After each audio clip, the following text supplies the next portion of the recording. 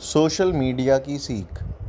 दोस्तों, आज मैं आपको रूपाली की कहानी सुनाने जा रहा हूँ। दिल्ली की रहने वाली रूपाली की उम्र 25 साल है।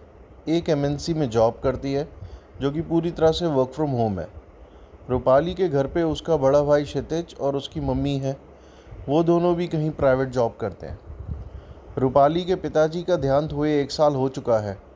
चूँकि रूपाली अपने पापा के बहुत करीब थी, तो उसको इस सदमे से उबरने में टाइम लगा था और उसका खामियाजा उसकी मेंटल हेल्थ पे पड़ा। रूपाली को एंजाइटी इश्यूज़ हैं, यानी कोई भी असाधारण स्थिति में उसे बेचैनी, घबराहट, शरीर में कंपन होने लग जाती है और इसके अलावा अब उसमें बहुत चिड़चिड़ापन और गुस्सा भी आने लगा है। इन सब से उबरने के लिए उसकी माँ ने उसे कई बार डॉक्टर को दिखाने को बोला, पर उसने चुना स्पिरिचुअलिटी यानी भक्ति, पूजा पाठ का रास्ता। अब भगवान में उसका विश्वास अटूट हो चुका था। शिव शंकर की बड़ी भक्त तो थी ही, पर दूसरे धर्म से भी कोई परहेज़ नहीं था। मंदिर के साथ साथ कभी गुरुद्वारे भी चली जाती और मौका मिले तो चर्च मस्जिद भी। खैर, इन सब के अलावा वो एक सोशल मीडिया स्टार थी। उसका इंस्टाग्राम और एक्स पे डार्क सीक्रेट नाम का प्रोफाइल था, जिसके कई हज़ारों फॉलोअर थे। उसमें वो लोगों को फाइनेंशियल इन्वेस्टमेंट्स का ज्ञान देती थी। यूं ही एक दिन अपने काम से ब्रेक लेके अपना इंस्टाग्राम का अकाउंट चेक कर ही रही थी कि एक वायरल रील से उसका सामना हुआ। रील में एक व्यक्ति ज़ोर ज़ोर से चिल्ला रहा था, बता रहा था कि एक महिला गायिका ने अभद्र गाने बनाए हैं जिसमें वो माँ दुर्गा के बारे में बहुत बुरी बातें कर रही है।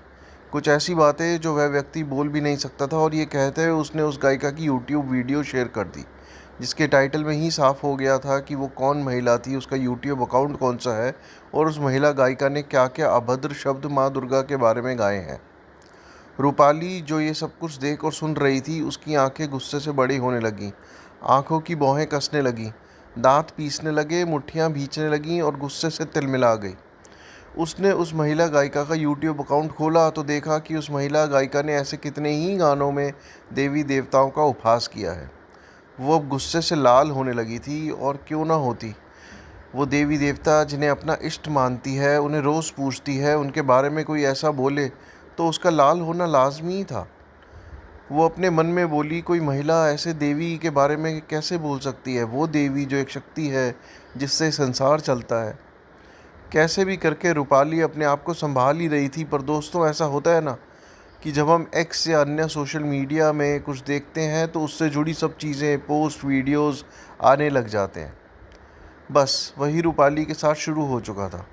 पता नहीं ऐसे कितने ही लोगों के पोस्ट आने लग गए थे जो इसका विरोध कर रहे थे, पर कुछ लोग वो भी थे जो इन सबको एक व्यक्ति को बोलने की आज़ादी बताकर जायज़ ठहरा रहे थे।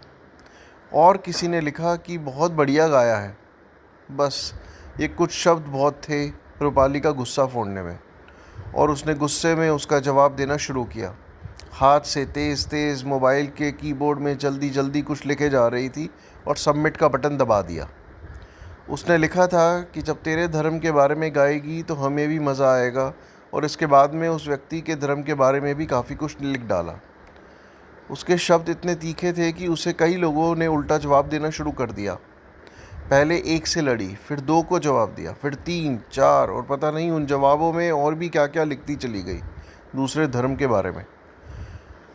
अब कई लोगों ने उसके अकाउंट की डिटेल्स निकालनी शुरू की, उसका पर्सनल ईमेल, एड्रेस, उसकी कंपनी, उसके दूसरे सोशल मीडिया अकाउंट्स। कईयों ने तो उसकी कंपनी को टैग करना भी शुरू कर दिया था और कंपनी से ही पूछने लगे थे कि कैसे लोगों को नौकरी दे रखी है।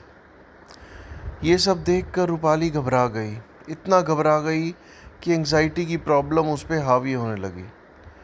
दोस्तों, ये सब बस 1 से 2 घंटे में होता चला गया।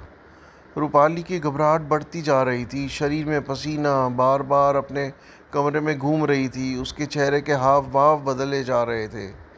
उसे कुछ समझ नहीं आ रहा था। कई महीनों से एंग्जाइटी की दवाई की ज़रूरत नहीं पड़ी थी, तो उसके पास अब कोई दवाई भी नहीं बची थी। फिर उसे याद आया कि एक पुराने बैग में शायद कुछ मेडिसिन हो सकती है। उसने ढूंढी, उसे मिल गई, और जल्दबाजी में जो 1 से 2 गोली खानी होती है उसकी जगह 6 से 7 गोली खा गई। खाने के बाद दिमाग में आया कि उसकी तो एक्सपायरी ही चेक नहीं की, और फिर चेक करी तो पता चला कि दवाई 3 महीने पहले ही एक्सपायर हो चुकी है। रूपाली को अब एक्सपायर्ड दवाई खाने की चिंता भी सताने लगी। कुछ ही मिनटों में उसका शरीर ठंडा पड़ने लगा और वो एकाएक गिरने लगी। उसको अपने गिरने का एहसास हो रहा था। ऐसा लग रहा था कि वो बिना किसी ताकत के नीचे गिर रही है। उसका अपने पे कोई कंट्रोल नहीं था और फिर धम से ज़मीन पे गिर गई। पर रूपाली के दिमाग में अभी भी ऐसा चल रहा था कि वो गिर तो गई है, पर अभी रुकी क्यों नहीं और गिरते ही जा रही है। कुछ ऐसा लग रहा था कि शरीर तो गिर गया है, पर आत्मा अभी भी ज़मीन पार करके नीचे गिरे ही जा रही है। और फिर अचानक एक और धम से आवाज़ आई और सब शांत हो गया। रूपाली कुछ देर बाद उठी तो उसको हल्का लगा, जैसे शरीर अपने आप उठ गया हो। आसपास का नज़ारा बदल चुका था। चारों तरफ अंधेरा था। उससे ऐसा लगा कि वो बड़े काले तिकोन कमरे में कैद हो गई है। उसे लगा कि उसे पैनिक अटैक और एक्सपायरी दवा खाने से उसकी मौत हो गई है। वो रोई, वो खूब रोई। तभी अचानक से उसे कोई आता दिखा। एक आदमी जो बिल्कुल साधारण लग रहा था। अरे, वो तो उसके पिता ही थे। उसे समझ नहीं आया, पर अब आंसू रुक ही नहीं रहे थे और वो रोए जा रही थी, पर उस आदमी के माथे पे एक शिकंद नहीं थी। चेहरा बिल्कुल शांत, कोई एक्सप्रेशन नहीं, मानो कोई इंसान नहीं, रोबोट खड़ा हो। रूपाली ने पूछा, पापा क्या मैं मर गई हूँ? ये मेरे साथ ऐसा क्यों हो गया? सब सही चल रहा था, मेरी मदद करो, मुझे अभी नहीं मरना।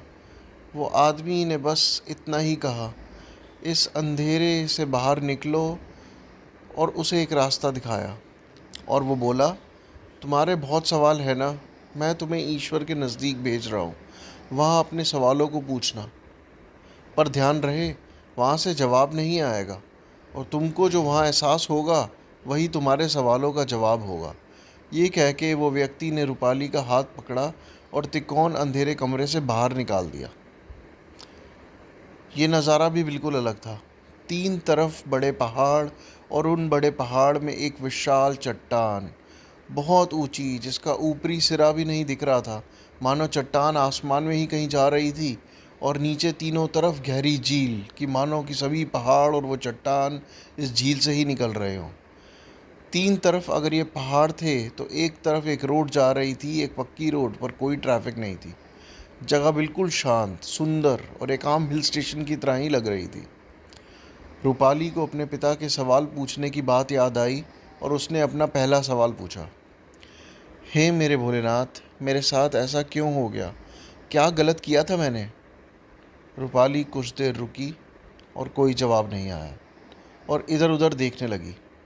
तभी अचानक एक बड़े पेड़ पर से एक छोटे बंदर ने कंकड़ उस विशाल चट्टान की तरफ फेंकने शुरू किए। पत्थर चट्टान पे टकराते ही झील में गिर गए। बंदर की नज़र रूपाली पे पड़ी तो उसने वो कंकड़ रूपाली पे भी फेंकने शुरू किए, जो उसे तेज़ लग रहे थे।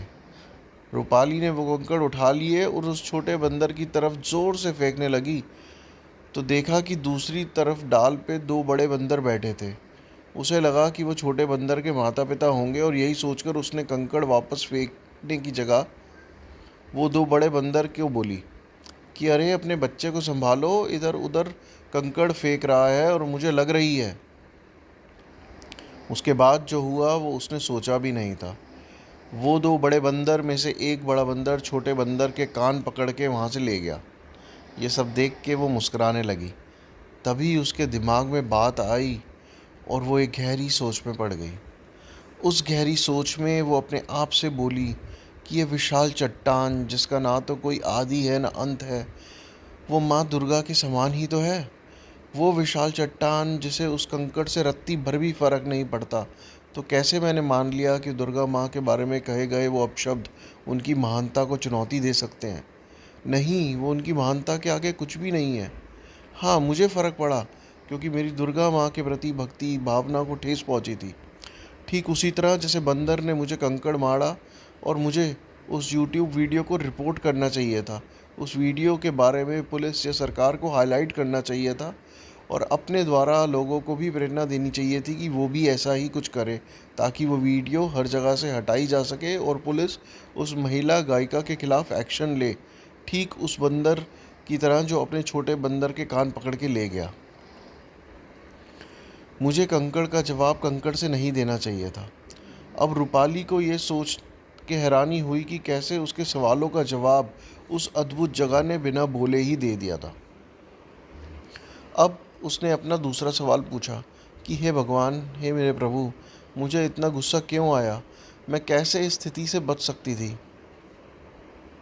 वो फिर इधर उधर देखने लगी, कुछ नहीं हुआ। उसने थोड़ा आगे चलने का सोचा।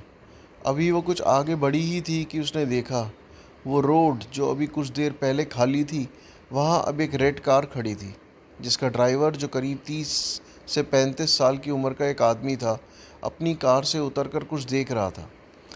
अभी रूपाली उसे देख ही रही थी कि अचानक से एक तेज़ रफ्तार से एक नीली कार आई और धड़ाम मारा दूसरी कार को। ये देख रूपाली एक पेड़ के पीछे हो गई और मन में बोली, कितनी भयानक टक्कर हुई है, दोनों के कार के अंजर पंजर टूट गए हैं। तब उस बड़ी नीली कार से एक महिला अपने सर पकड़ते हुए उतरी और लाल कार के ड्राइवर से माफ़ी मांगते हुए बोली कि सर, ये मेरी ही गलती है।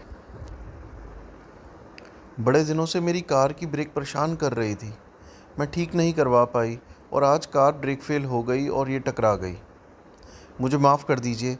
दूसरी तरफ लाल कार वाले ने जवाब दिया कि जबकि आप अपनी गलती मान रही हैं और दोनों की गाड़ियों को एक जैसा नुकसान हुआ है और चूंकि दोनों ही गाड़ियों का इंश्योरेंस भी है, तो हमें इस बात को यहीं छोड़ देना चाहिए। और ये कहकर वो मुस्कुराकर अपनी लाल गाड़ी से वहाँ से चला गया। ठीक उसी वक्त नीली गाड़ी वाली महिला भी अपनी गाड़ी से वहाँ से चल दी। रूपाली अपने से बोली, ये कैसी ही अजीब जगह है, इतना नुकसान हो गया था लाल गाड़ी वाले का, पर वो लड़ा ही नहीं। वहीं फिर उसके दिमाग में गहरी सोच आने लगी और वो फिर अपने आप से बोली, मेरी भी तो मम्मी मुझे कई समय से अपनी एंग्जाइटी के इश्यूज़ को लेकर डॉक्टर को दिखाने को कह रही थी। मैंने उनकी बात नहीं मानी और आज उसका खामियाजा भुगतना पड़ा और मैं इतना गुस्सा कर गई। मुझे भी उस लाल गाड़ी वाले की तरह काम, संयम और शांति से काम लेना चाहिए था, अपने गुस्से पे काबू पाना चाहिए था। ये सब करती तो शायद आज नहीं मरती। तभी वो अपनी सोच से बाहर आई और पूछा, हे मेरे भोलेनाथ, क्या मैं सच में मर गई हूँ? क्या मैं कभी भी अपने माँ भाई से नहीं मिल पाऊँगी? ये बोल उसकी आंखों में आंसू आ गए। तभी उसने देखा कि वो जगह जहाँ से वो बाहर आई थी, वहाँ फिर से एक रोशनी आ रही है। वो वहाँ पहुँची और अंदर जाने का फ़ैसला किया। फिर पता नहीं उसके मन में एक और विचार आया कि क्या पता अब मैं यहाँ नहीं आ पाऊँ और एक सवाल और पूछ लेती हूँ। उसने पूछा, हे मेरे कृष्णा, आपको तो पता ही है कि हम इंसान बहुत धर्मों को मानते हैं। क्या सच में इतने सारे धर्म होते हैं और सब धर्मों में के अलग अलग भगवान होते हैं? अब ये बोला ही था कि ज़ोर से बिजली कड़की और हल्की बारिश होने लगी। उसने महसूस किया कि बड़ी विचित्र वर्षा हो रही थी। एक बूंद कभी एक हाथ पे पड़ती तो दूसरी बूंद दूसरे हाथ पे, फिर एक बूंद एक आंख पे पड़ती तो दूसरी बूंद दूसरी आंख पे। ऐसे ही उसके शरीर में जितने भी एक जैसे अंग थे, वर्षा भी उन्हीं अंगों पे एक एक करके हो रही थी। उसे कुछ समझ नहीं आया और क्योंकि वो भीगने लगी थी और वो उस रोशनी की तरफ बढ़ गई। रोशनी की तरफ जैसे ही आगे बढ़ी, उसने आपको अपने ही कमरे में बेड पे लेटा पाया। आंखें खोली तो उसका बड़ा भाई बोला, क्यों मैडम, बड़े बड़े कांड करके बेहोश हो गई थी क्या? पर अब चिंता करने की ज़रूरत नहीं है, मैंने तेरे सारे अकाउंट से तेरे सारे कमेंट्स डिलीट कर दिए हैं और पब्लिकली सॉरी भी बोल दिया है और अब सब ठीक हो गया है। और हाँ, तेरी वो महिला गायिका की वीडियोस की खूब कंप्लेंट हुई है और उनकी सारी वीडियोस यूट्यूब से डिलीट कर दी गई हैं और उन मैडम को भी पुलिस ने अरेस्ट भी कर लिया है। इतना सब कुछ हो गया और आप रूपाली जी बेहोश थी। रूपाली ने जवाब दिया, थैंक यू भैया ये सब करने के लिए। और हाँ, मैं बेहोश नहीं थी, मैं तो होश में आ रही थी। ये बोल के रूपाली अपने भाई को गले से लगा लिया। बस इतनी सी थी ये कहानी।